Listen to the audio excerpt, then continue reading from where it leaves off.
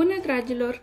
Astăzi am frământat cu gândul să fac pâine, dar am zis să fac niște rulouri rapide cu cașcaval și șuncă. Aluatul l-am făcut exact ca cel de pâine din rețeta de pe acest canal sau se poate face ca cel de covredog.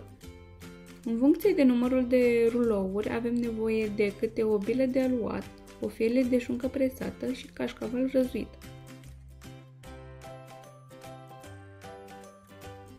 Am întins bila de aluat, puțin mai mare decât felia de șuncă, am pus puțin cașcaval, felia de șuncă și încă puțin cașcaval și am rulat în acest mod.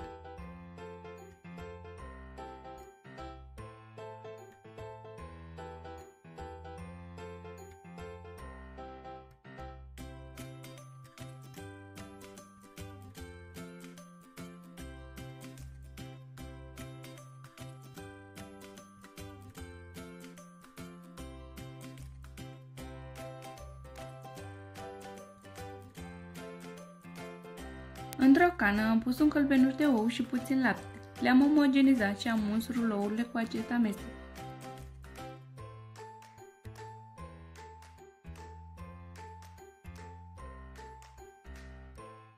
Am pus puțină sare pe toate rulourile și după câteva semințe. Pe unele mac, pe altele susan. Am pus amestec de mac și susan, chimen și chiar piper. Se pot folosi orice alte semințe sau condimente.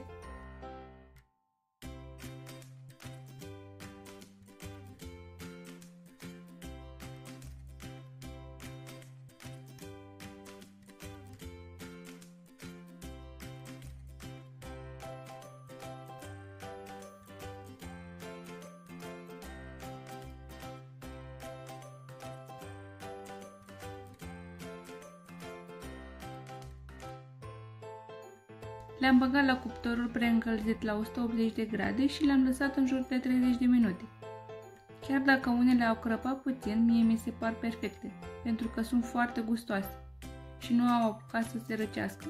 Nu uitați să vă abonați la acest canal și să îmi lăsați în comentarii părerile voastre. Spor la gătit și poftă bună!